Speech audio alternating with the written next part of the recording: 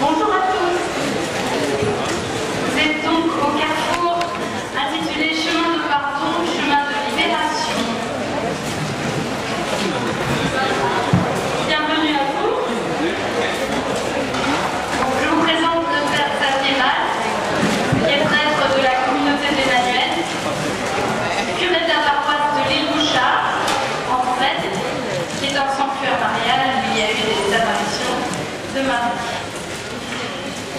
Julien et Agnès Reynaud, membres de la communauté d'Emmanuel depuis une quinzaine d'années, mariés, ils ont 4 enfants et habitent Viroflay, dans les îles. Après ce petit temps d'enseignement, vous aurez la possibilité de poser des questions. Il y aura un temps de questions-réponses. Si vous préférez poser les questions par écrit, c'est possible aussi. Toutefois, le temps de questions-réponses pourrait bien se faire oralement. Si vous avez besoin d'un petit papier, vous me faites signe, vous pouvez poser la question par écrit. Voilà. Et après le temps de questions-réponses, à 4h30, vous aurez un temps d'échange en groupe de partage ici sur place.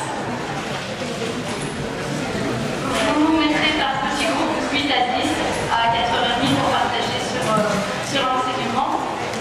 Et tout simplement vous partager ce qui vous a touché. Et comment Dieu vous parle à cet enseignement. On va demander aux personnes qui sont en train de discuter autour de nous de s'éloigner un petit peu ou alors de venir avec nous, mais de ne pas déranger ce temps où nous voudrions un petit peu de calme. Merci.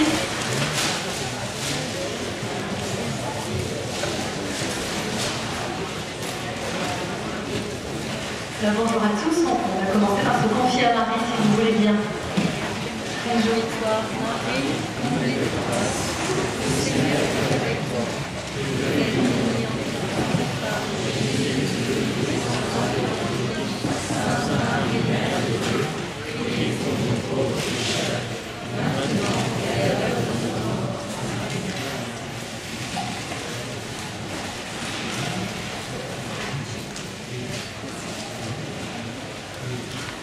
On a un code entre nous, c'est que c'est Agnès et moi qui avons préparé le topo, le père il n'a rien fait, donc en fait il intervient quand il veut.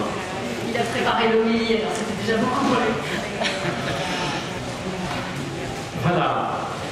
Alors on aborde ce sujet délicat avec beaucoup de prudence et d'humilité, parce qu'évidemment c'est un sujet difficile, sensible par rapport à notre propre histoire, notre expérience, nos blessures. Sensible aussi, David l'a évoqué dans son homélie, par rapport aux événements que vit la France en ce moment, événements qui nous poussent à la peur, à une certaine défiance des autres. Quand nous parlons du pardon, de quoi on parle? De quoi parlons-nous? Est-ce qu'on parle du pardon que je demande ou du pardon que je donne? Est-ce qu'on parle des petites blessures, des grandes trahisons? Est-ce qu'on parle du pardon vis-à-vis des gens que j'aime ou vis-à-vis des personnes étrangères? Au-delà de toutes ces questions, nous savons bien que le pardon c'est un chemin long, difficile, qu'il prend du temps. Nous savons qu'il demande du courage. Et plus profondément, nous sentons que le pardon est un chemin de vie, de libération, qui nous arrache un chemin de mort et d'enfermement sur nous-mêmes, sur le mal qu'on nous a fait, sur notre passé douloureux.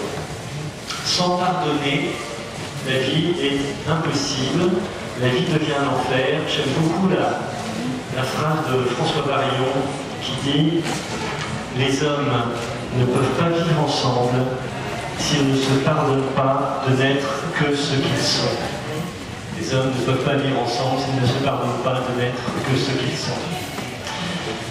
Et pourtant, certains pardons semblent surhumains. Tellement difficiles que nous reprenons à notre compte le reproche que les pharisiens faisaient à Jésus. Dieu seul peut pardonner. Alors il faut à ce stade bien distinguer deux écueils dans lesquels on pourrait tomber. Le premier, c'est de réduire le pardon à une initiative simplement humaine. Une sorte de manœuvre un peu psychologique, défensive, motivée par la peur ou la pitié. Ça, selon le mot de Sénèque, que j'aime bien aussi, pardonne à plus faible que toi par pitié pour lui, et pardonne à plus fort que toi par pitié pour toi. Vous savez assez bien ce que ça veut dire. Voilà. Et l'autre écueil, ça serait de croire que le pardon est uniquement la prérogative de Dieu seul. Prendre au pied de la lettre la phrase que j'ai déjà citée, Dieu seul peut pardonner.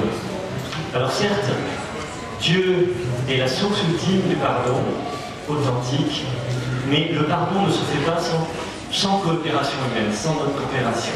Et alors on comprend assez vite, c'est un point important, que le pardon est à la croisée de deux initiatives, l'humain et le divin, le psychique et le spirituel. L'un et l'autre ne cessent de s'entremêler dans le chemin qui nous mène à pardonner. Il y a la part de l'homme, de la tâche humaine que nous devons déployer, et puis il y a la part de Dieu, de la grâce divine qui vient au secours de nos limites.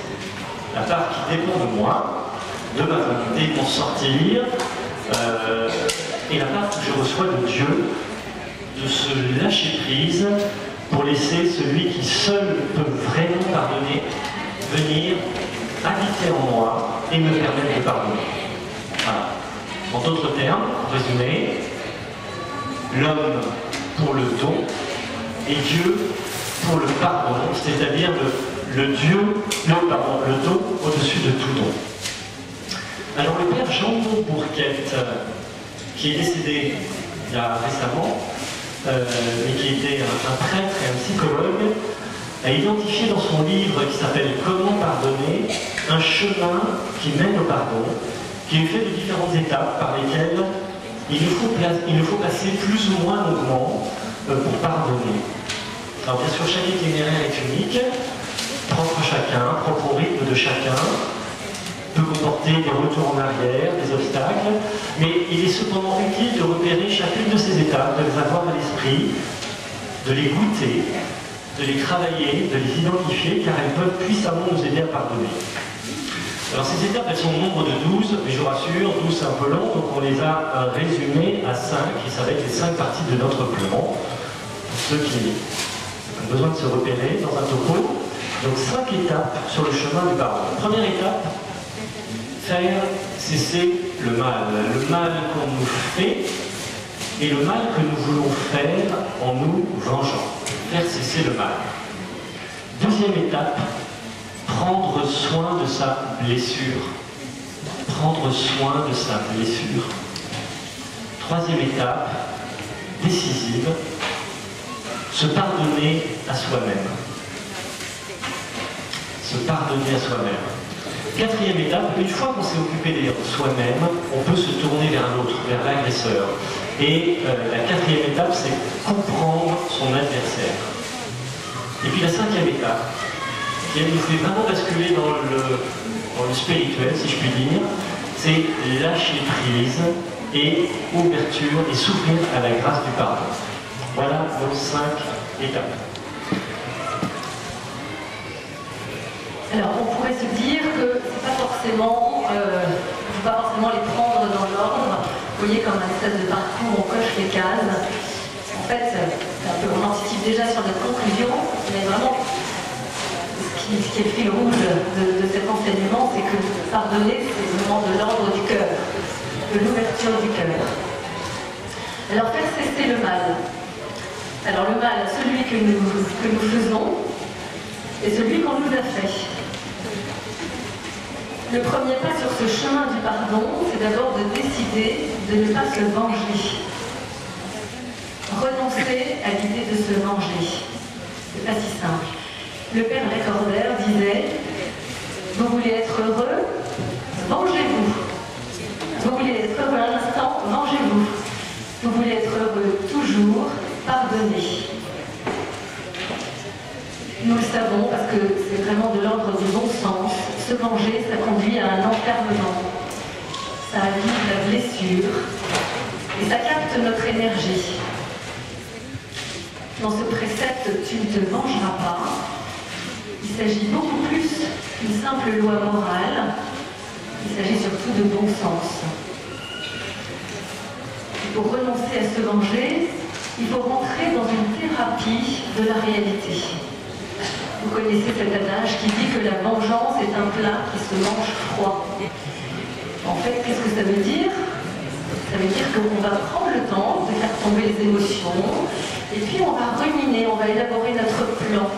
Hein, on va ruminer ce mal et puis élaborer ce mal qu'on va pouvoir rendre. Et puis, faire cesser aussi les gestes offensants que l'autre nous inflige. Tant que l'offense continue, on ne pourra pas pardonner. On ne peut pas laisser pourrir la situation. Et le pardon ne dispense pas d'interpeller l'offenseur et de lui dire, voilà, ce qui nous blesse, comment il nous a blessés. Par exemple, je suis blessée par cette remarque que tu m'as faite. Voilà, on peut dire ça entre conjoints. Par les calomnies que tu fais circuler sur moi, peut-être par un collègue. Voilà, et je te demande d'arrêter. Si il ne nous écoute pas, notre offenseur, nous devons nous faire aider. Nous devons défendre nos droits, nous protéger nous-mêmes, quitte à faire appel à l'aide des autres et à l'aide de la justice. Sans quoi ce serait de la lâcheté.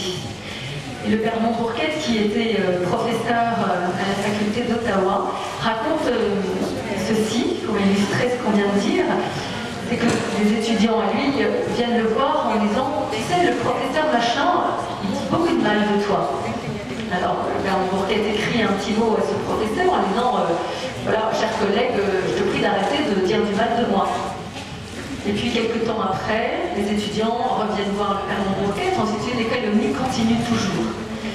Alors, le père Montbourquette va voir le recteur de l'université pour lui dire « Voilà, je pense que c'est bien qu'on puisse faire justice, là, et puis qu'on ait cet échange, ce professeur et moi, devant toi. » Quand Jean-Paul II a pardonné à son agresseur, il n'a pas demandé qu'il soit remis en liberté. Pour complexifier encore les choses, il y a ce que j'appellerais le suraccident. Vous savez, sur les autoroutes, vous avez l'accident, puis la grande crainte, c'est le suraccident. C'est-à-dire qu'on rentre dans la voiture qui vient sauver la voiture. Ce que j'appelle le suraccident dans le pardon, c'est que vous avez réussi à pardonner et la personne en remet une couche. Et ce qui me faisait penser, c'est quand tu disais nous protéger nous-mêmes. Par moment, il faut faire attention à se protéger du suraccident. Je sais que si je vais voir telle personne, je risque ça. J'ai un devoir aussi de me protéger du suraccident, d'une nouvelle offense qu'elle pourrait me faire. C'est délicat, hein, parce qu'il ne faut pas couper tous les liens, etc. Voilà, ça complexifie encore les choses. Voilà, deuxième étape, prendre soin de sa blessure. Et qui d'autre que moi est mieux placé pour savoir jusqu'où je souffre? Qui d'autre que moi peut prendre aussi bien soin de sa blessure, c'est-à-dire décider d'être attentif à ce qui se passe en moi, à mon intériorité, accueillir ma blessure.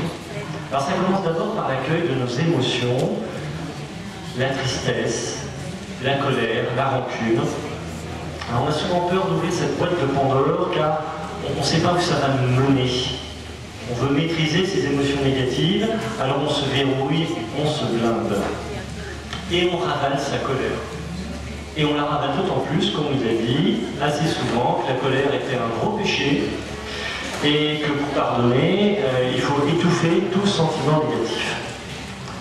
Alors certes, il ne faut pas encourager sa colère, il ne faut pas l'entretenir, mais il faut également ne pas la refouler, cette colère. Il ne faut pas la refouler à tout prix, sans quoi elle risque de ressurgir plus tard. Et elle ressurgira sous la forme d'une déviation. Par exemple, en se mettant en rage contre ceux qui n'ont rien à voir avec le mal qu'on nous a fait. C'est l'histoire de Caïn et Abel. Caïn est en colère, et sa colère colère vis-à-vis de Dieu, il la ravale, et du coup, il se jette sur Abel et il le tue. Voilà. Parce qu'il n'a pas exprimé sa colère vis-à-vis de Dieu, car il a tué Abel. Vous savez, je pense que Dieu accepte beaucoup mieux qu'on ne le pense nos colères, les colères que nous lui adressons. Parce que la colère, elle est aussi un lien vivant malgré tout, un lien qui existe, un lien de vie que nous maintenons vis-à-vis de l'autre.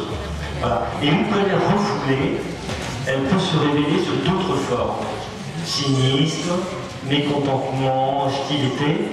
Et en fait, tous ces sentiments-là sont des sentiments, entre guillemets, déviés, entre guillemets, trafiqués. Parce qu'ils sont, et puisqu'ils sont trafiqués, ben, ils risquent d'être répétitifs et sans fin. Voilà.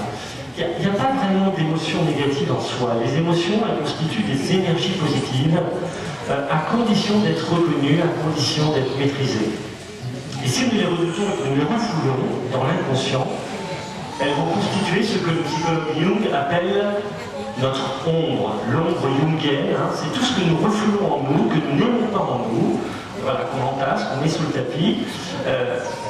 Et en fait, on voit bien qu'à un moment ou à un autre, ça ressurgit, ça nous éclate en plein dans la poire. Donc si nous essayons de réconcilier avec cette ombre, à l'apprivoiser, ce qui semblait être un handicap destructeur se transforme en source d'énergie.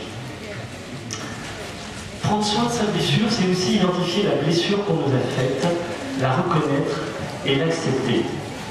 Face au mal qu'on nous fait, notre premier mouvement, c'est souvent d'oublier, de fermer les yeux, de se boucher les oreilles. On se dit que le temps fera son œuvre. Et un psychothérapeute disait qu'il en était venu à la conclusion que la plupart de nos névroses, des névroses, trouvaient leur origine dans notre refus de souffrir, ou dans notre refus de nous ouvrir à nos souffrances. Pardonner, ça n'est pas oublier. Hein, nous pardonnons trop peu et nous oublions trop souvent. Dans notre quotidien, la tentation est souvent de se dire que cette remarque désagréable, ça me fait de la peine, mais que dans le fond, c'est pas si grave, que je dois être trop susceptible, qu'il y a des personnes tellement plus malheureuses, etc., etc. Et on enfouit tout ça. Hein. Tous ces processus, qui sont des processus de déni, sont des mécanismes classiques de protection, de résistance au mal.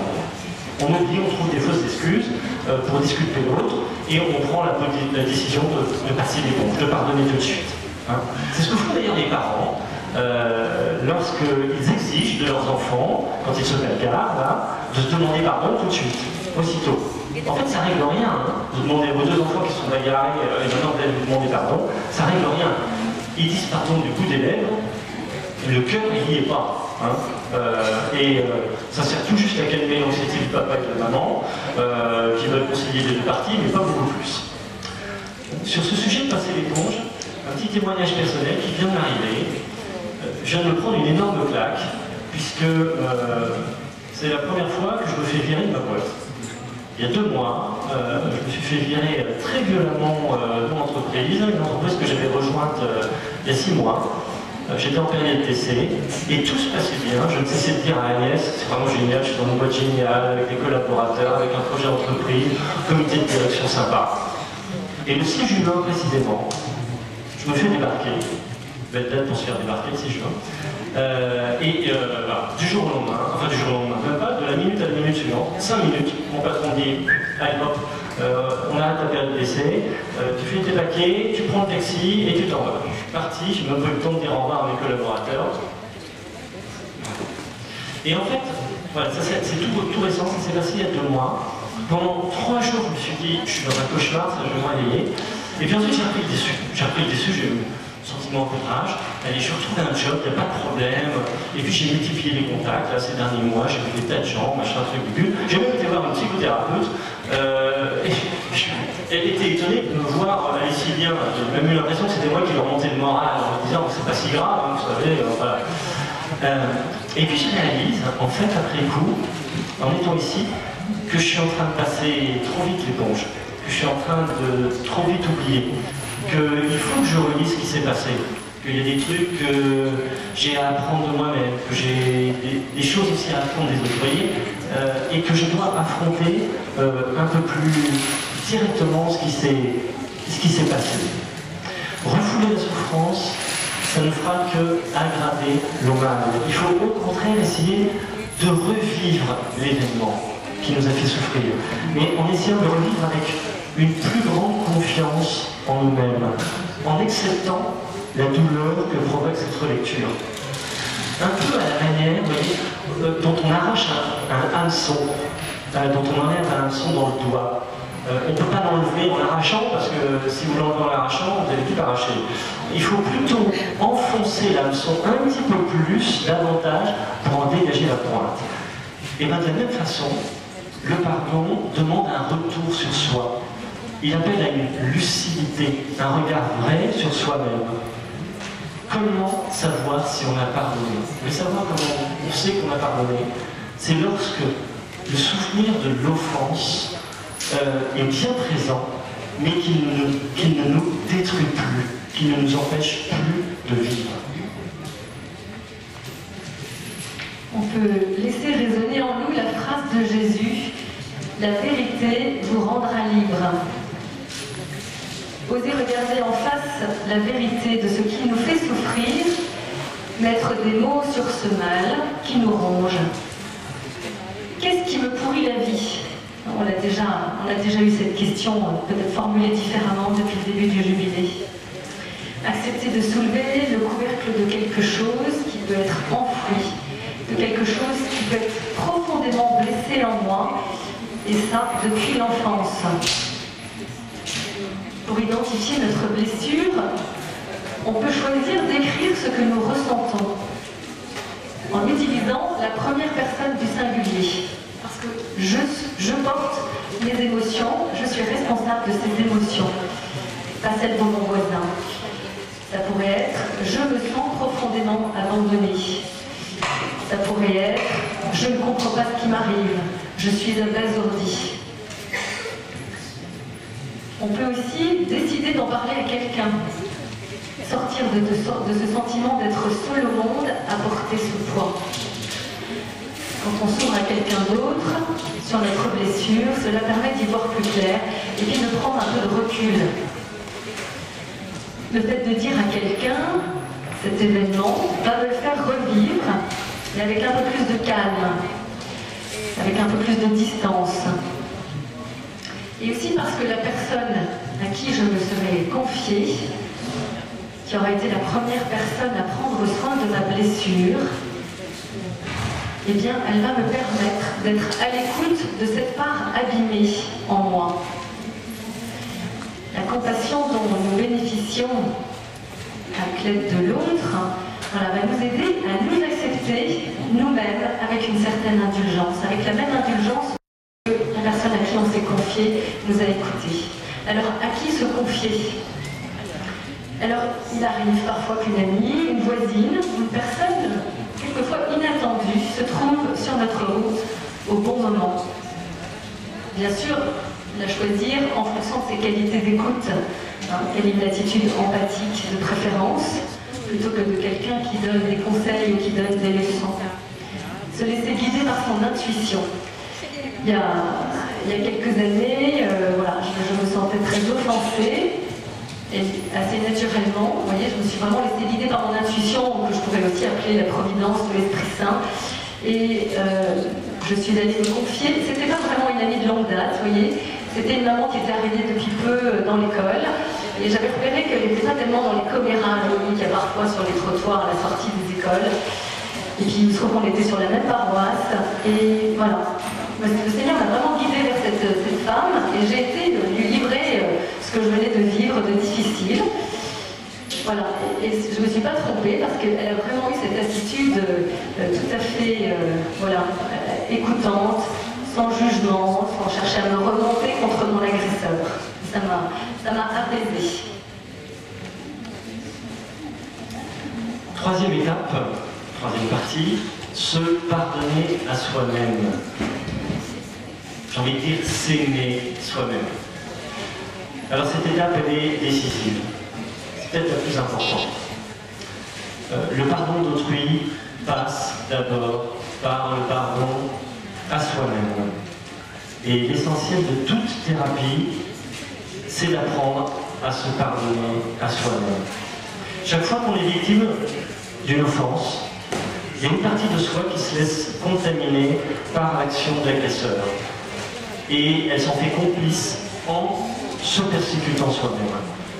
Le principal obstacle qui nous empêche de pardonner à autrui provient souvent de la critique implacable de nous-mêmes, de la difficulté à nous aimer tels que nous sommes. Combien, frères et sœurs, de personnes ne s'aiment pas? Dans le journal d'un curé de campagne, Bernard Maus fait dire à son héros cette phrase absolument incroyable: il est plus facile que l'on croit de se haïr. La grâce est de s'oublier, et la grâce des grâces est de s'aimer humblement comme n'importe quel membre souffrant du corps du Christ. Je la redis parce qu'elle est vraiment très forte. Il est plus facile que l'on croit de se haïr. La grâce est de s'oublier, et la grâce des grâces est de s'aimer humblement comme n'importe quel membre souffrant du corps du Christ. Ça suppose de cesser de ruminer regrets et erreurs. Chaque fois que nous nous disons « il aurait fallu que », j'aurais pu faire, j'aurais dû dire. Et chaque fois que nous agrémentons d'injures vis-à-vis de nous, mais que je suis bête, mais que je suis nul, et bien voilà, nous entretenons ce dialogue tyrannique avec nous-mêmes. Et nous devons choisir d'arrêter de nous agresser, de faire cesser cet état de guerre avec soi-même, pour choisir un regard de compassion sur soi, pour devenir empathique envers moi-même. Parce que rien n'est plus thérapeutique que l'autocompassion. Oui. On va plus loin. On va parler.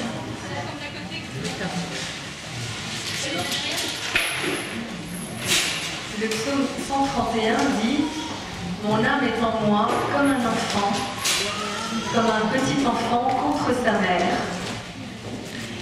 Et le psalmiste nous invite à prendre soin de ce petit enfant qui est en moi, à développer cette autocompassion vis-à-vis de ce petit enfant. Jésus nous enseigne « Ce que vous faites au plus petit d'entre les miens, c'est à moi que vous le faites. » Bien, le plus petit de tous, le plus pauvre de tous les mendiants, il se trouve à l'intérieur de moi-même. C'est cet enfant que nous méprisons et qui réclame notre amour. En décidant de prendre soin de cet enfant en moi, je ne me réduis pas à cet être écorché et souffrant. Je deviens en quelque sorte son père ou sa mère. Et ainsi, il peut s'apaiser contre moi, comme dans le psaume. Dieu habite en cet enfant. En prenant soin de cet enfant, je prends soin de Dieu en moi. Je veille sur ce royaume de Dieu qui est au-dedans de moi, comme le dit Saint Luc au chapitre 17, verset 21. J'apprends ainsi à recréer l'unité en moi, en accueillant cette part blessée, cette part d'ombre dont on a parlé tout à l'heure. Et en prenant soin de cet enfant blessé en moi, je m'aperçois aussi que je vais devenir plus sensible à la part blessée de l'autre. Vous entendez plus ? Alors, quatrième étape, comprendre son offenseur. Il s'agit de ne pas se tromper d'ennemi. L'ennemi, ce n'est pas la personne qui m'a blessé, c'est le mal qui est en elle et qui est aussi en moi. Je lutte contre le mal. Par contre, l'autre qui ne se réduit jamais au mal, oui, l'autre ne se réduit jamais au mal, ni au mal qu'il m'a fait, mais plutôt au mal qu'il m'a fait. Pour pardonner, il est essentiel de continuer de croire en la dignité de celui qui m'a blessé. Parce que lui aussi, c'est un enfant de Dieu, tout comme je le suis.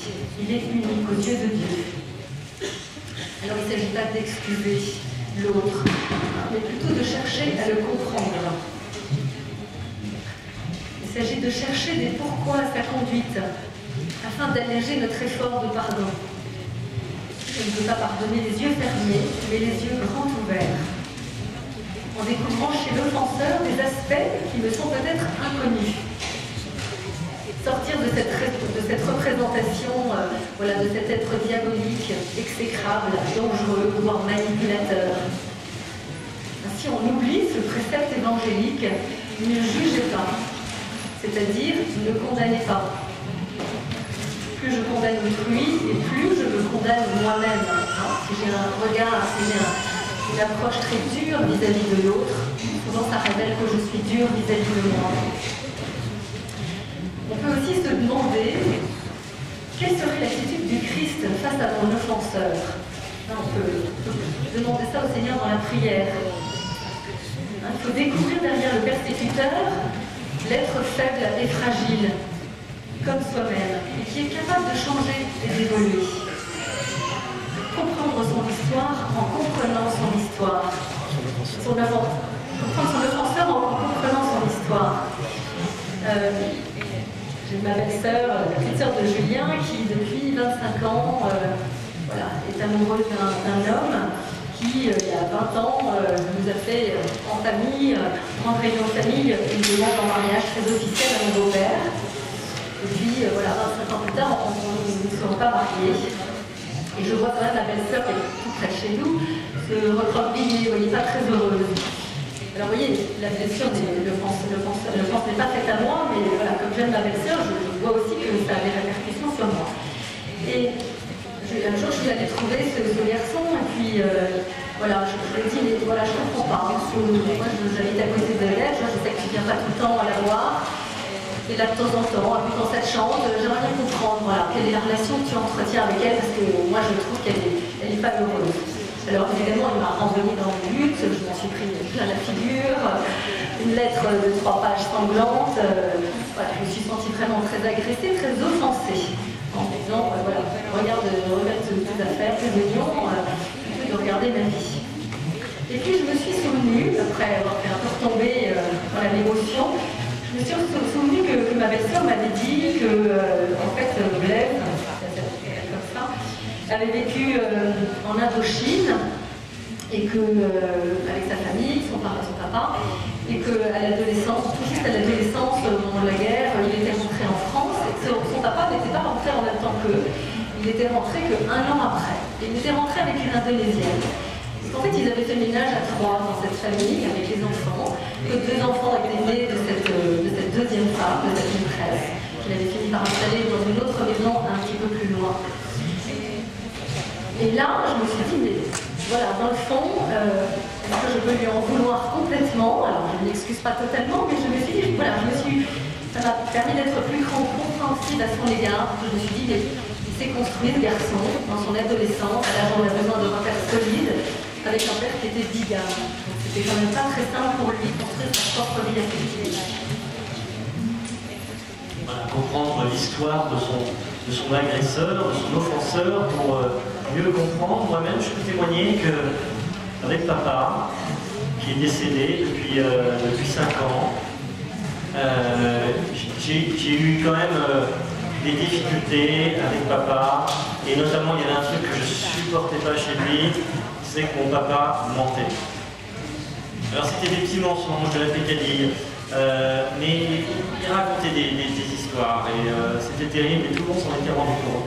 Et quand vous êtes un gamin, ou même un ado, et que vous savez que votre père ment, je vous assure, ça vous fout les boules.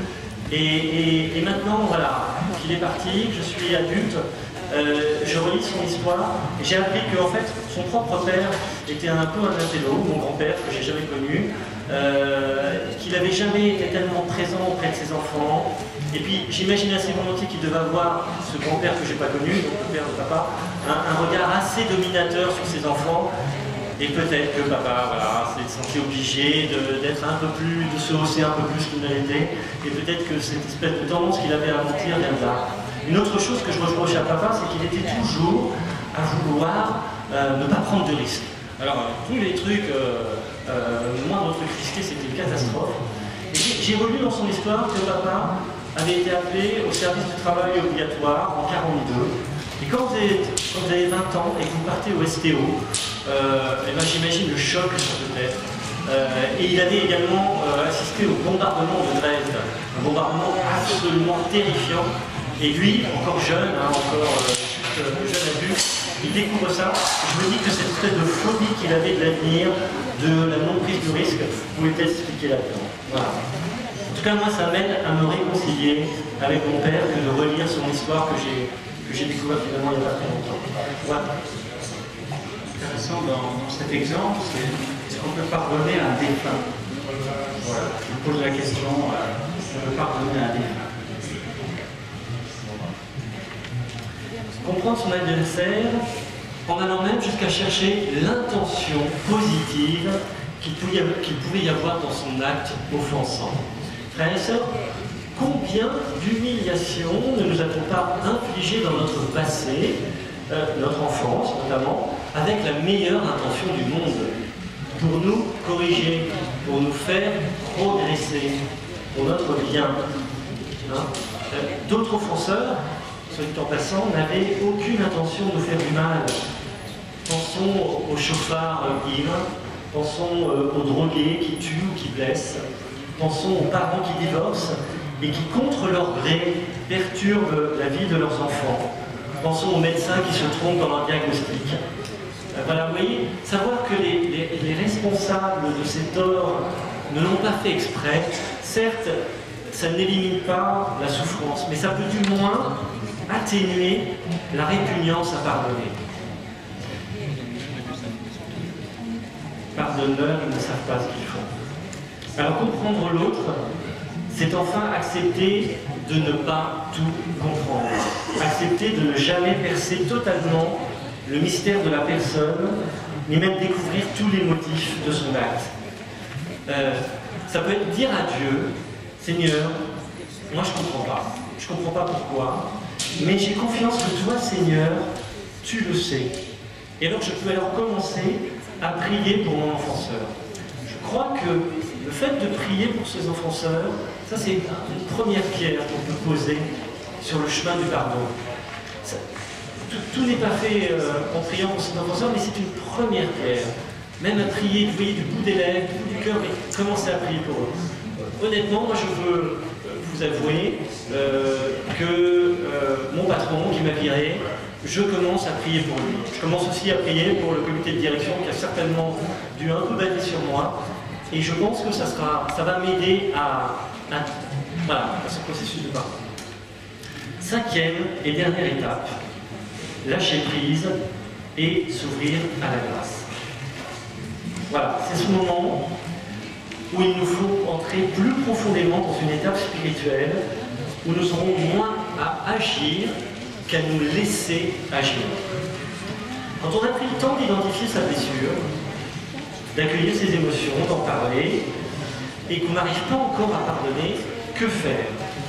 Et là, c'est le temps de lâcher prise sur le pardon. J'y ai mis toute ma volonté, j'y ai mis toute ma lucidité, ma raison, et je réalise que ce n'est pas qu'une question de volonté.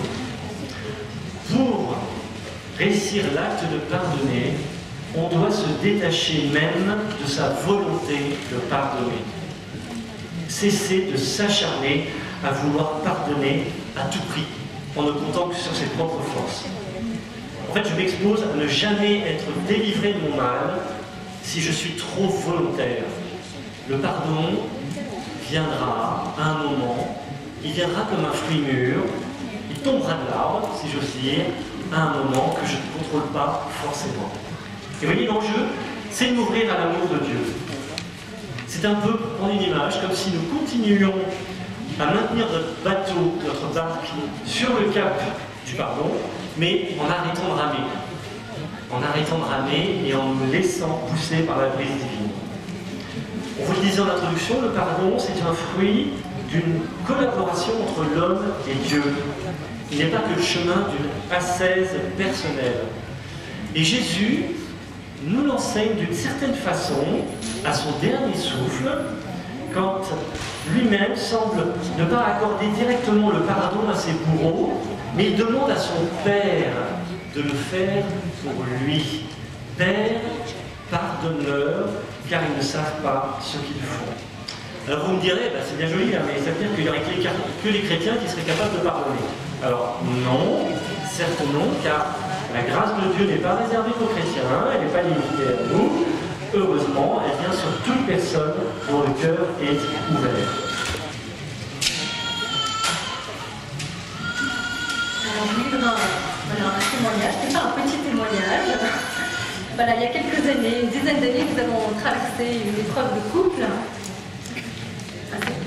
À cette époque-là, Julien était préoccupé par son travail, vous voyez, c'est récurrent. Voilà, sa pensée était ailleurs, il dormait mal, il se levait régulièrement la nuit. Bon, comme ça lui arrivait assez régulièrement d'être soucieux pour son travail, je pensais que ça venait de là. Puis je finis par lui demander quand même comment ça se passe au bureau. Il me répond, voilà, pas facile en ce moment, et pas plus que ça. Et puis, au bout d'un mois de cette attitude, il souhaite me parler un soir dans le salon, et il me dit qu'il est tombé amoureux d'une collègue de bureau, qu'il m'aime toujours, que je suis sa femme, et qu'il a besoin de moi pour sortir de cette situation qui lui tombe dessus, contre son gré. Il a besoin de mon aide. Vous imaginez le choc que c'est pour moi. Voilà, une pensée me vient immédiatement, Julien va me quitter. Je me dis intérieurement, voilà, que je suis vraiment abasourdie, terrassée. Je crie intérieurement cette souffrance, voilà, au fond de moi. Ce sera pour moi le début d'une longue rumination. Je vais voir une amie de confiance et je lui raconte ce que je vis, ce que je ressens. Elle m'écoute, elle me console. Et je me sens comprise, je retrouve auprès d'elle un peu de réconfort. Du coup, je pars quelques jours avec elle à la campagne et avec les enfants. Les jours passent, je rumine, je ressasse. Dans le fond, j'avais entendu que la première partie de ce que Julien me livrait. Je finis même par me poser en victime. Et surgissent plein de questions. Est-ce que notre amour est si fragile? Construire une famille avec 4 enfants, est-ce que ça, c'est pas la garantie d'une vie, d'une belle vie? Est-ce que prier ensemble, être engagé dans une communauté, servir ensemble, est-ce que ça, ce ne sont pas des moyens sûrs pour nourrir notre amour au quotidien? Et ma prière se fait cri vers le Seigneur. Nous allons apparaître, parce que ça c'était au mois de mai. Je vais me confesser. Je balbutie mon histoire au prêtre lors d'une soirée miséricorde et voilà, quelques mots surgissent vraiment dans des sanglots voilà, très longs. 2 jours plus tard, nous allons à un enseignement que le père Denis Sonnet donnait et une phrase me frappe. On n'est pas responsable de ses émotions, mais on est responsable de ce que l'on en fait. Je comprends en moi, voilà, qu'en s'ouvrant à moi, Julien, en me demandant de l'aide, Julien renonce à ce sentiment amoureux pour cette collègue. La rentrée arrive, les mois se succèdent, et une dualité va m'habiter. D'un côté, la vérité de Julien et son désir de m'aimer. De l'autre, cette rumination, ces inquiétudes, le fait que je suis finalement victime de cette situation. À la fin de l'automne, Julien m'annonce qu'il change de service. Cela va m'apaiser un peu. Et au fil des mois, en apparence, ça va mieux. Mais dans le fond, l'émotion demeure en moi. Elle est bien tapie au fond, elle est prête à surgir à tout moment. 1 an après, nous retournons à Paris. Je vais me confesser, en suppliant le Seigneur de me débarrasser de cette rancœur que j'ai vraiment traînée toute la nuit, cette rumination. Et le Seigneur va me délivrer de ce boulet que je traîne et que je retiens plus ou moins consciemment. Il va me faire la grâce de répondre à ma prière en me libérant totalement de ces pensées mauvaises que j'entretenais. Dans le fond, je peux dire que j'avais enfin ouvert mon cœur. Finalement, voilà, même si je m'étais confessée plusieurs fois au long de l'année, je retenais ça au fond de moi. Vous voyez, il y avait quelque chose qui ne voulait pas lâcher en moi. Après cette confession, voilà, une grande paix m'a habité. Je suis vraiment repartie guérie de ce poison qui m'empêchait de me donner tout à Julien. Et à la rancœur a succédé la prise de conscience Voilà, de ce cadeau que m'avait fait Julien en m'ouvrant son cœur il y a un an. Voilà, quelle preuve d'amour. Voilà, donc cet exemple pour illustrer en fait le lâcher-prise que nous avons à faire dans le pardon. Alors, je réalise aussi à cette étape, dans le domaine du lâcher-prise, que je ne dois pas m'acharner à demander réparation. En fait, la réparation, elle peut avoir quelque chose d'obsessionnel. J'ai travaillé dur pour renoncer à la vengeance, à la contre-violence. Il me restait quand même l'espoir qu'un jour, mon offenseur se rende compte du mal qu'il m'a fait, et sans même qu'il demande explicite de pardon, qu'il ait au moins cette prise de conscience minimale.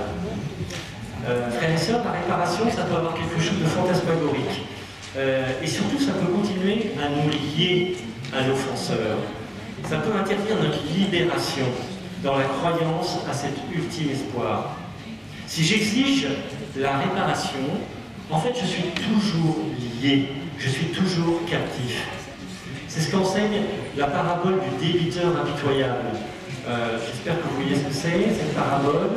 À la fin de la parole, pardon, j'ai pas la référence, non. Vous aviez la référence? Eh ben alors, bon, débiteur impitoyable, vous voyez le roi qui pardonne une somme énorme à un de ses sujets, et le sujet sort du palais, et aussitôt il tombe sur l'un de ses débiteurs, et il exige que ce débiteur, qui lui devait une somme beaucoup moindre, le paye tout de suite. Et apprenant cette histoire-là, le mauvais débiteur va revenir devant le roi, et le roi va le mettre au supplice de le faire rembourser jusqu'au dernier demi. Alors justement, cette histoire de supplice, de torture, c'est ça qui est intéressant. Cette torture, elle évoque ma propre torture à laquelle je me soumets quand j'exige une réparation qui ne viendra pas. Et ce qui peut m'aider à lâcher cet ultime espoir, c'est de me concentrer sur le lien vivant actuel que j'ai avec mon offenseur.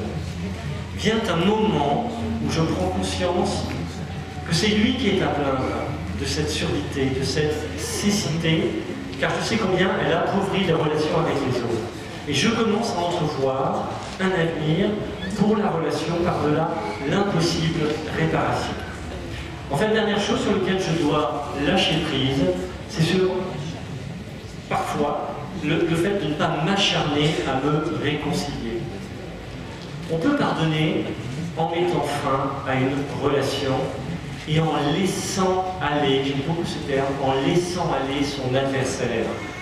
Le pardon n'oblige pas à une réconciliation avec l'autre. C'est la réconciliation avec soi-même qui est importante. Ce travail de réunification de par les. Et dans certaines conditions, il est préférable qu'il n'y ait pas de réconciliation. Si la personne n'a pas changé, si elle continue à vous agresser, à vous faire du mal, il est inutile de s'exposer à nouveau, il faut être prudent. Le pardon, c'est avant tout une disposition du cœur. Si la réconciliation est impossible, il reste toujours la possibilité de faire un geste symbolique. Par exemple, écrire une lettre qu'on ne postera pas, qui ne sera pas postée, ou bien s'entourer d'un objet qui va symboliser le pardon. Si la réconciliation est possible, alors on peut se demander comment manifester ce pardon. Alors là aussi, lâchons prise et laissons-nous guider par l'amour, sur le geste ou la parole, tout en respectant la pudeur et la sensibilité de l'autre. Voilà, hier soir, on a eu ce magnifique témoignage de foi de Laetitia, qui ne se couche jamais sans se demander pardon. On a un couple d'amis qui, chaque soir, se font une petite croix sur le front, en signe de bénédiction, voilà, pour signifier qu'ils se pardonnent de leurs petits agacements de la journée. Ils veulent le bien de l'autre. Si nous avons été offensés par un frère ou notre enfant adolescent, nous pouvons aussi rétablir une relation bienveillante avec lui en lui accordant à nouveau de vrais temps d'écoute. Voilà, moi ça m'est déjà arrivé d'être blessée par la confiance que j'avais accordée à notre aîné, ado, et puis qui trahissait cette confiance. Et c'est vrai que c'était difficile pour moi d'aller lui demander pardon, mais la façon dont je lui ai demandé, dont je lui ai pardonné, c'est qu'en fait je lui ai accordé du temps. J'ai pris du temps avec lui. Je lui ai accordé des temps d'écoute. J'ai vraiment pris ce temps pour lui redonner toute sa place dans mon cœur et puis dans la famille. Ça peut être aussi un geste, un baiser donné, en pleine conscience. Vous voyez, pas le petit baiser de bonjour qu'on se fait tous les matins rapidos. Et vrai, le baiser, on pèse vraiment tout.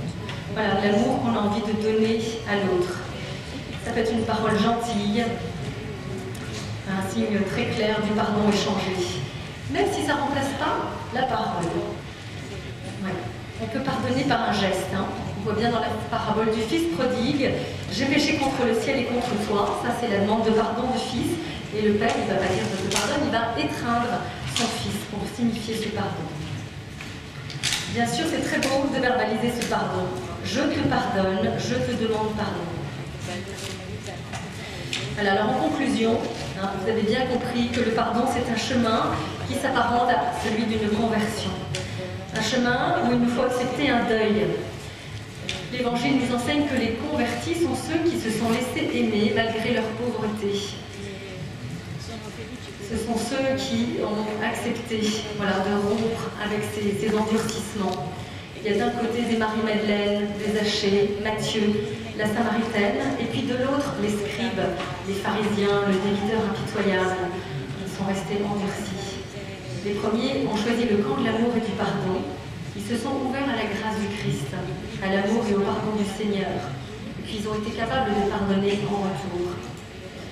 Marie-Madeleine, elle a pu pardonner à ses clients de la prostitution, Zachée à la haine des gens. Voilà, souvenez-vous aussi, pour conclure, de la demande de Pierre à Jésus, qui dit « Seigneur, quand mon frère commettra une faute à mon égard, combien de fois dois-je lui pardonner? Jusqu'à 7 fois ?» Pierre, il est beaucoup plus dans l'attente d'une réponse faisant appel à une règle morale précise. Il est un peu légaliste. Et voici la réponse de Jésus. Je ne te dis pas jusqu'à 7 fois, mais jusqu'à 70 fois 7 fois. Ça signifie pour Jésus, en fait, pardonner sans compter. Jésus signifie que le pardon ne relève pas d'une morale de l'obligation, mais bien de la conversion du cœur, d'un élan de gratuité. C'est bien la gratuité qui anime la relation entre Dieu et sa créature. Vous avez reçu gratuitement, donné gratuitement. Si je me sens profondément aimée inconditionnellement par Dieu, si je crois que Dieu m'aime avec mes misères, mes lacunes, mes difficultés, mes égoïsmes, cette prise de conscience, elle va me mener vers la force du pardon, avec la grâce de Dieu, vers la libération et une paix intérieure.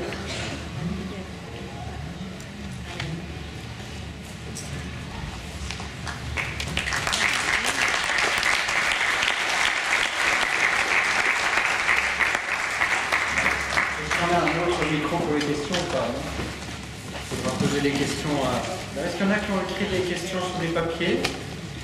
Vous pouvez le faire. Est-ce qu'il y a des premières questions? Il y a des papiers, il y a Benoît qui ramasse. Allez-y, Il n'y a pas eu la réponse de pardonner à un défunt.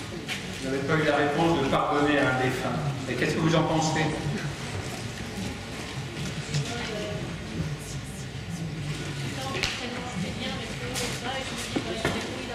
Il se débrouille là-haut. Ouais. Je crois qu'en fait, que le défunt soit vivant ou que le défunt soit mort, c'est la même. Que la personne soit encore vivante, que la personne soit décédée. La problématique du pardon est la même, finalement.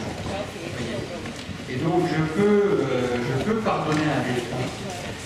Parce qu'il faut bien distinguer ce qui a été dit, c'est que le pardon n'est pas la réconciliation.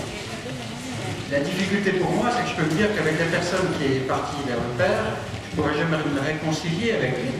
Il ne pourra jamais me demander pardon. C'est là la difficulté. Mais il faut bien distinguer pardon et réconciliation. Le pardon peut être donné, même si la réconciliation n'est plus possible avec cette personne-là. Au moins d'une manière humaine, elle peut l'être. Je pense qu'elle peut l'être d'une façon spirituelle. Et on peut avoir vraiment une certitude intérieure que ce pardon a été reçu et partagé. Voilà. Autre question là-bas. La longueur de section. Ah non,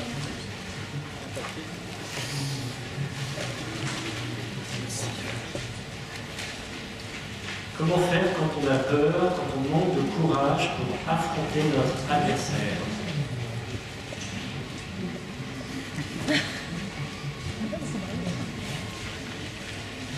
Eh bien, il faut chanter en langue. Il faut invoquer l'Esprit Saint. Et puis un autre parlera à votre place. Voilà. Vraiment demander à l'Esprit Saint, envoyez votre gardien avant vous. Quoi. On voit que ce sont des choses qui nous dépassent. Donc invoquez l'Esprit Saint, prenez un chant avant d'y aller, demandez-lui, demandez à votre ange gardien de passer avant vous. J'ai envie de rajouter que si cette peur, ce manque de courage sont trop importants, sont trop forts, c'est qu'il faut laisser un peu de temps. Voilà, bon, je pense qu'il ne faut pas vouloir y aller tout de suite. Essayer, voilà, de pas, ça ne devienne pas une idée fixe. On saurait trop dire que sur le chemin du pardon, le temps est, je vais presque dire, un allié. Hein, et il faut que les choses se fassent au bon tempo. Alors, peut-on tout de même pardonner si l'offense ne cesse pas? Exemple, un conjoint qui blesse mais qui ne veut pas changer ou qui ne peut pas changer. Peut-on tout de même pardonner même si l'offense ne cesse pas?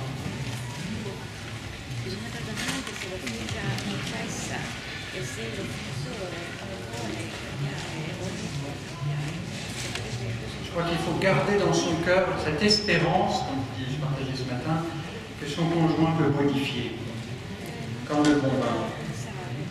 Il faut vraiment demander au Seigneur de garder cette espérance-là. Mais c'est sûr que le suraccident dans l'offense est très difficile à vivre, très très difficile à vivre. Et c'est dans ces moments-là qu'il y a une parole du Notre Père qui coince chez nous là. Je pense que ça nous est tous arrivé, certaines paroles du Notre Père à pas réussir à les dire. Et notamment, voilà, pardonnons nos offenses comme nous pardonnons à celui qui nous a offensés. Voilà. C'est dur, c'est dur.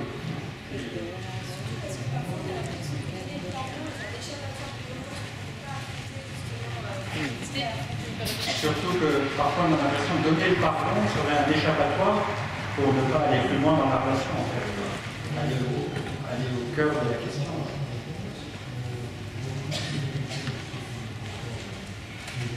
Et ça, on a bien dit hein, que le pardon, c'est pas un échappatoire, c'est pas oublier, c'est pas passer l'éponge. Ouais, moi je trouve très éclairant le fait, on l'a dit mais on vous le redit, de savoir que je sais que j'ai pardonné lorsque je revis l'événement par la mémoire, par la pensée, ça ne m'empêche plus de vivre. J'arrive à revivre ça paisiblement. Ou en tout cas, très paisiblement. Alors, Où situe-t-on la correction fraternelle pour marcher ensemble sur un chemin de sainteté fraternelle? La correction fraternelle, c'est une des choses les plus difficiles. C'est un terrain miné. Donc il faut vraiment être inspiré, pas par soi, quoi, par le Seigneur. Donc j'appellerai à la vertu de prudence dans la correction fraternelle. Vraiment. Parce qu'on est tellement mélangés, que j'appellerai à la vertu de prudence. Là. Oui, parce que c'est vrai que parfois la correction fraternelle, elle s'apparente à un règlement de compte en fait. Moi, il me semble que j'espère que je ne trahis pas la pensée de Pierre Boursat, le fondateur de la communauté d'Emmanuel, qui disait à un membre jeune de la communauté à propos de la correction fraternelle, voilà, qui avait envie d'aller remettre un peu son frère à sa place, entre guillemets. Il disait, bah, voilà, tu iras le voir, quand en fait, tu auras oublié. Voilà, tout ça, tu auras vraiment pris, d'autres sujets seront mieux occupés de ton esprit. Quand ça demeure présent et tu sens que ça te fait vibrer, ben voilà, c'est pas le moment. En fait. Voilà, laisse tomber les émotions avant d'aller voir ton frère. Là, il y en a une, je crois, j'arrive à peu près à y répondre. Quelle est la différence entre excuser et pardonner?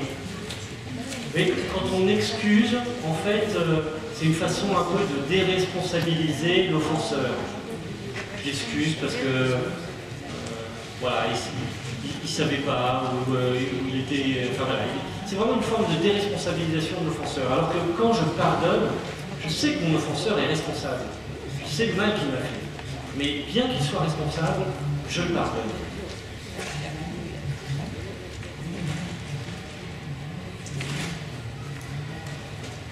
Avoir conscience et envie de se pardonner à soi-même est une chose, mais comment concrètement y arriver quand ce sentiment de culpabilité persiste? Alors, ce sentiment de culpabilité, là j'ai envie de dire, on a parlé, vous voyez, parfois de blessures qui, voilà, on se sent offensé, ça fait remonter des vieux dossiers, on en parlait ce matin, Mick en parlait ce matin dans l'enseignement. Voilà, moi je me dis, enfin, c'est comme ça que j'y répondrai, hein, mais il y a sûrement d'autres réponses.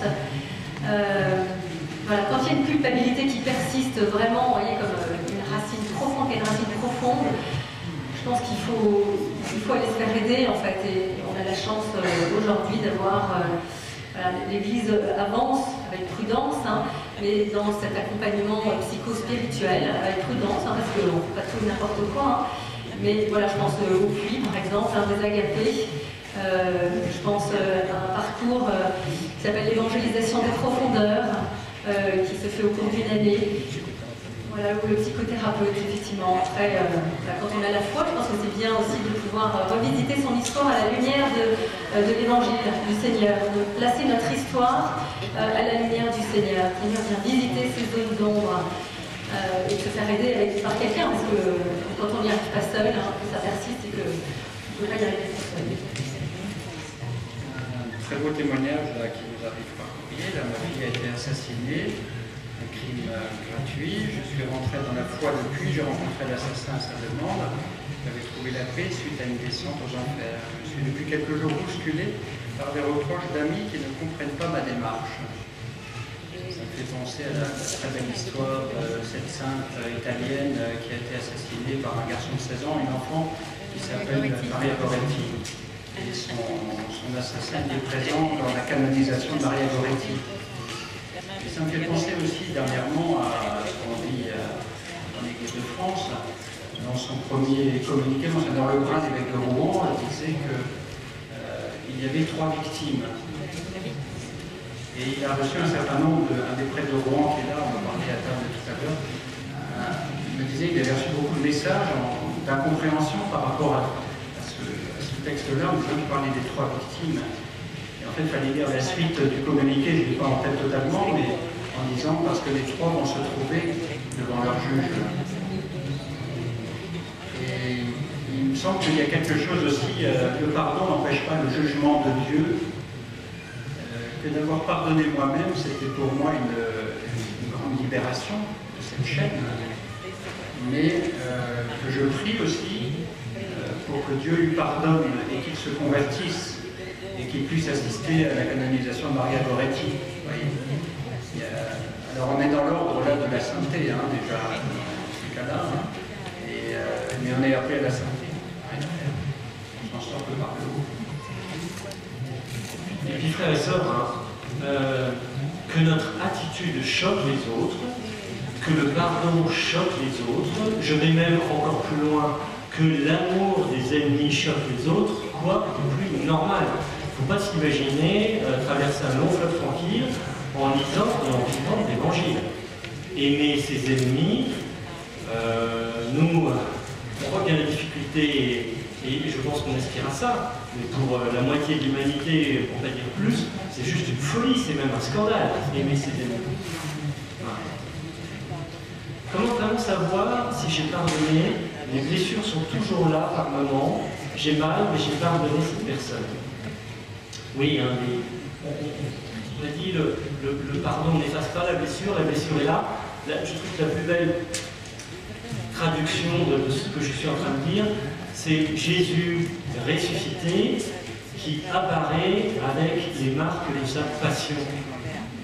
Le souvenir de sa passion est inscrit même dans la personne du Christ ressuscité, du Christ victorieux, du Christ qui est ressuscité, du Christ qui a tout pardonné. Et il a tout pardonné, et les traces de ses blessures sont toujours là. Donc voilà, le pardon n'efface pas la blessure. Et donc on a des cicatrices, tout ça. Et vous savez que quand il y a un changement de temps, je ne sais pas quoi, la cicatrice, ça peut se mettre à gratter. Donc je sais que j'ai pardonné à cette personne-là, mais je garde la cicatrice, je ne peux pas l'effacer. Et tout d'un coup, ça se met à me gratter. Là. Et bien intérieurement, c'est vraiment l'acte de foi sur le pardon que j'ai donné à faire. Je veux dire, Seigneur, voilà, tu sais que j'ai pardonné à cette personne, je te bénis pour cette personne, viens la bénir là où elle est. Voilà, sois béni. Et chasser ces pensées qui reviennent avec pas un marteau, mais une petite tapette à bouche, un petit geste. Allez Seigneur, j'ai pardonné à cette personne, sois béni pour elle, loué sois-tu Seigneur. Alors celle-là, c'est tout un programme de vie. Comment prendre soin de soi-même? Comment s'aimer soi-même? Eh ben, faut toute une vie là. Faut toute une vie. C'est un autre sujet. J'ai envie de répondre en disant être conscient de ses limites et aussi être conscient de ses talents. Moi, je fais de l'éducation affective et sexuelle dans les écoles. Et je commence toujours par demander aux jeunes de se présenter en donnant, là où se situe dans la fratrie, de dire deux activités qu'ils aiment bien faire, qu'ils les ressources, et puis deux de leurs qualités. Et quand je leur demande ça, ils blêmissent. Je les vois se décomposer pour certains.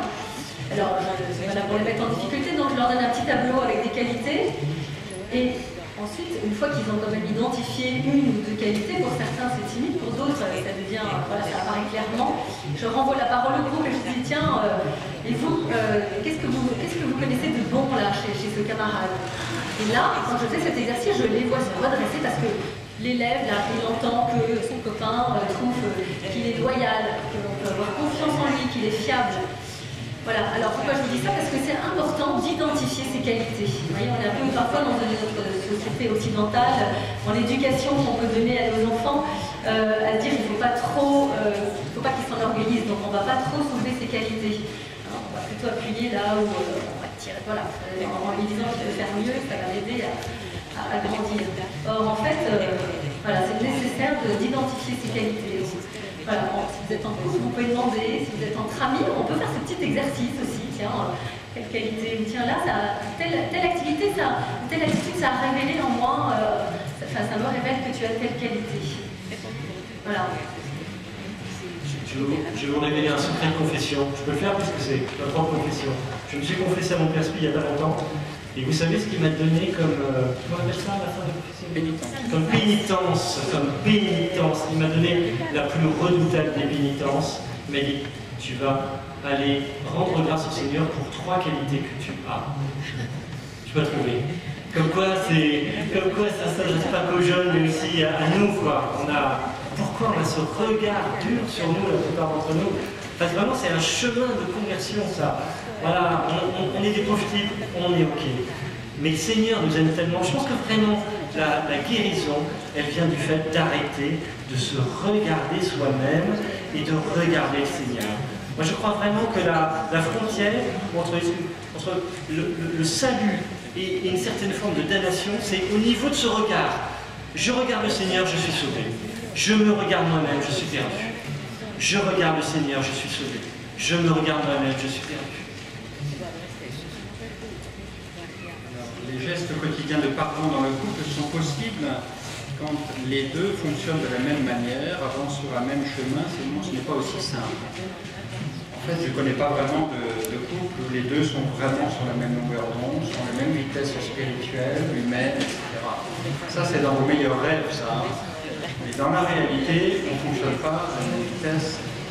Quand j'étais gamin, j'allais voir la télé chez mes voisins, parce qu'il n'y avait pas la télé chez nous, on voyait un dessin animé qui s'appelait Les Fous du Volant. Et j'ai encore une image des Fous du Volant, à un moment, leurs deux voitures étaient reliées par un élastique, comme les hôtels là. Et ben, à un moment, il y a une voiture qui passait devant l'autre, et puis se dépassait, puis se rapprochait, puis se dépassait, etc.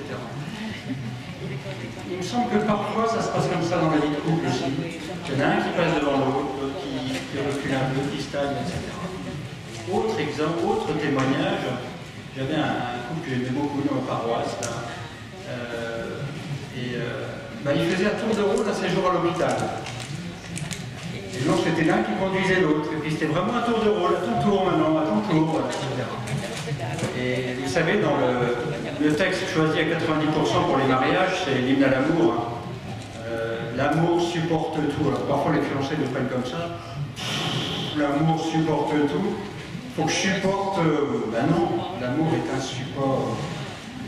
Et je suis un support pour mon conjoint quand moi je vais mieux, lui va moins bien, etc. Voyez. Là où ça devient compliqué à vivre, c'est quand on est tous les deux pas bien. Donc rendez grâce à Dieu si votre conjoint va moins bien maintenant, mais que vous allez bien et que vous pouvez être un support pour lui, un bâton sur lequel il puisse s'appuyer. Voilà, j'ai envie de dire, c'est votre mission pour le moment. Et alors je m'amuse aussi parce que dans le temps on voyait beaucoup de femmes qui venaient nous témoigner que leur mari est croit en Dieu, etc. Et maintenant je vois de plus en plus d'hommes qui viennent témoigner que leur femme ne croit pas en Dieu, etc. Et dans ma paroisse, j'ai de plus en plus d'hommes qui sont engagés, alors je ne vois pas les femmes à l'église. Et quelque part ça me rassure un peu. Et je me dis c'est normal, c'est une vraie souffrance, ça c'est clair, mais c'est une vraie mission qu'on reçoit du Seigneur, qu'on a reçu lors du sacrement de mariage, d'être le support de l'autre à ce moment-là, même si l'autre ne sait pas. Pourquoi notre fils n'a pas eu d'ange gardien pour le protéger de cet accident de voiture? J'ai toujours de la colère. Comment pardonner quand on nous ment et surtout quand on est manipulé? Pourquoi notre fils n'a pas eu d'ange gardien pour le protéger? Question insondable et pas de réponse. La réponse, le mystère du mal.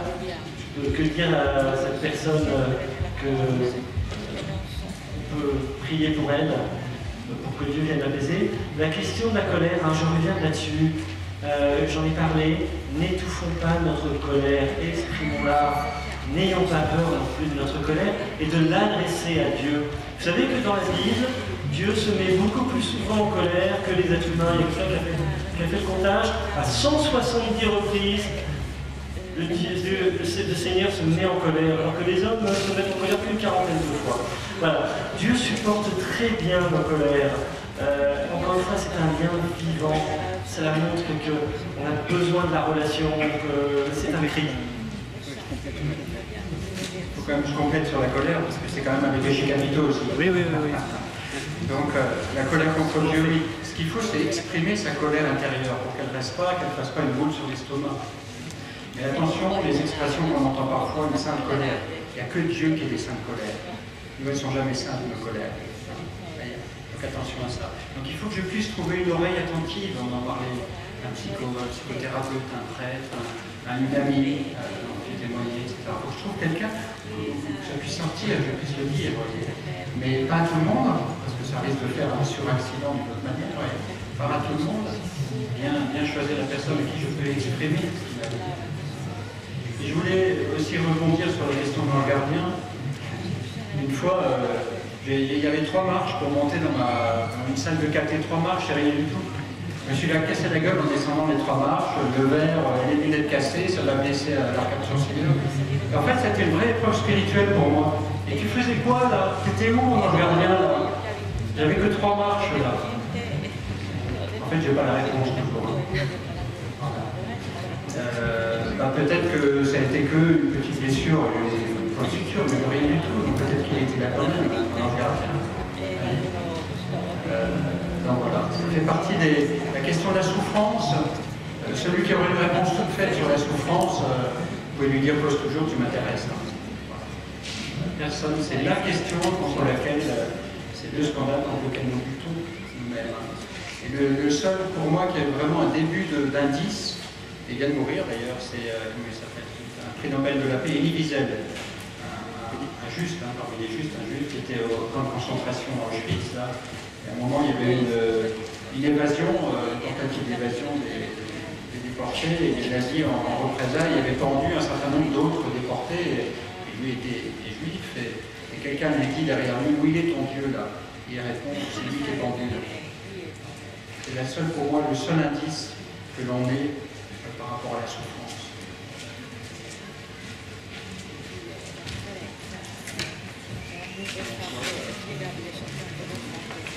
Une dernière pour la route, on a 10 minutes. On a jusqu'à 80 minutes. Comment faire quand un collègue te détruit chaque jour et que tu ne peux pas être muté? Comment faire quand elle te manipule auprès de tes supérieurs? Difficile. Quoi faire?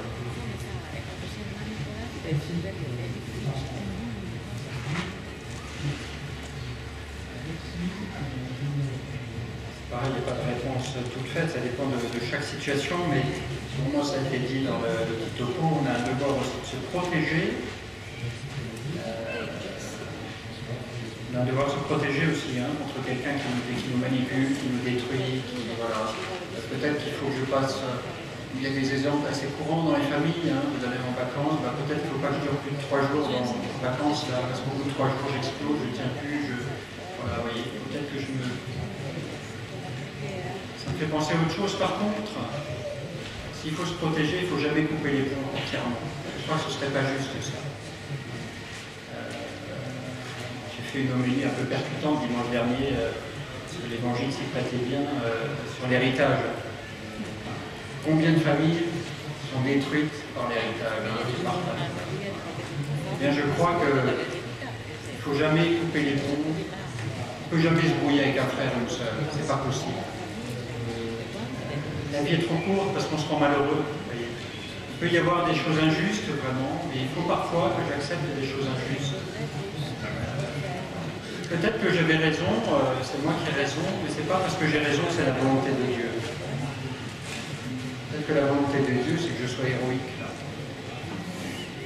Bon, voilà, vous voyez, on tâtonne un peu, mais encore, il faut s'en sortir par le haut, par l'héroïcité, à la fois se protéger, ne pas couper tous les ponts, mais peut-être que Dieu m'appelle à l'héroïcité.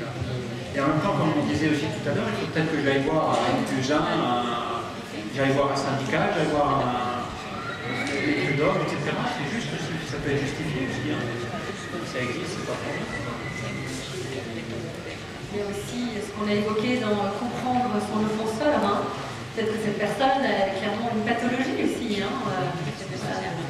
manipulateur. Alors, ça n'enlève pas la souffrance, mais voilà, ça peut donner quand même quelques éléments pour mieux comprendre. J'ai traversé dans ma vie professionnelle tout ce genre de difficultés. J'ai pris le risque de partir. À un moment, j'ai pris le risque de partir. Je sentais bien que je me faisais complètement placardiser, que mon patron me racontait des histoires, machin, que j'étais en état de souffrance. Voilà, j'ai cherché un autre boulot et puis j'ai démissionné. Voilà. Alors je dis ça, tout le monde ne peut pas le faire, mais en fait, il y a un moment, il faut effectivement se protéger. Une façon de se protéger, c'est de partir. C'est de prendre de la distance.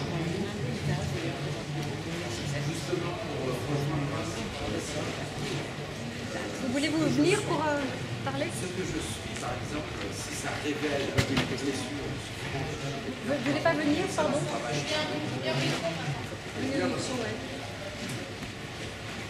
Ça rejoint un peu ce que je voulais dire justement pour rajouter, c'est ce que je suis, si cela révèle une souffrance ou une blessure chez l'autre, notamment dans le travail, et ça se manifeste notamment par une malveillance par la suite. Alors comment agir le pardon? Est-ce que c'est de l'ordre de la thérapie, du psychologique, ou plutôt du pardon? Et moi justement j'essaye de... Voilà. C'est clair. Je crois que le pardon, c'est ce qu'on a dit, ça relève toujours des deux champs, du psychologique et du spirituel. L'un et l'autre sont quand même. Voilà, alors face à la malveillance, il y a on l'a dit, il y a des moyens humains quand même de se protéger, de renouer le dialogue, d'essayer de comprendre jusqu'à un certain temps, ou alors de se protéger. Et puis laisser aussi à un moment la part de Dieu venir habiter en nous pour pardonner. Tout ça, ça prend du temps, tout ça c'est un chemin compliqué, un chemin long de conversion. On ne fait pas de dépôt, mais c'est de la chimie. Bon, les frères et sœurs, je crois qu'il est temps d'aller partager. Même si on l'a déjà pas mal fait. Il n'y a plus de questions? Alors maintenant, on va passer au temps de groupe de partage. Vous êtes nombreux, plus d'une centaine. On a demandé à quelques personnes qu'elles animent un petit groupe de 8 à 10 personnes. Avant ça, je vais vous rappeler quelques points. Pour les groupes de partage, chacun a un temps de parole limité pour que chacun puisse partager, évidemment. Vous avez 1 heure, donc si vous êtes 10, ne dépassez pas 6 minutes chacun. Je vous rappelle les 2 points à partager. Le premier point, vous partagez ce qui vous a touché dans ce que vous venez d'entendre. Forcément, je crois qu'une chose vous a touché. Et le deuxième point, peut-être, si vous savez, vous partagez ce que vous pensez que Dieu veut vous dire par là. Comment Dieu vous parle, comment Dieu vous a parlé par les enseignants. Ensuite, je vous rappelle quelques points de vigilance dans les groupes de partage. La confidentialité, ce qui est partagé dans le groupe ne sort pas du groupe. On écoute celui qui parle sans interrompre, sans jugement, sans répondre, sans commentaire, sans conseiller, voilà. Donc, chacun partage sans qu'on lui réponde. Dans la plus grande liberté et surtout, il n'y a aucun jugement et la confidentialité. Voilà. Alors, est-ce que les personnes qui ont accepté, quand je suis passée tout à l'heure, de conduire un groupe de partage, de mener un groupe de partage, pourraient se lever qu'on vous identifie? On vous invite à ne pas partager ici parce que la buvette va ouvrir à 5 h, vous allez être dérangé à 5 h.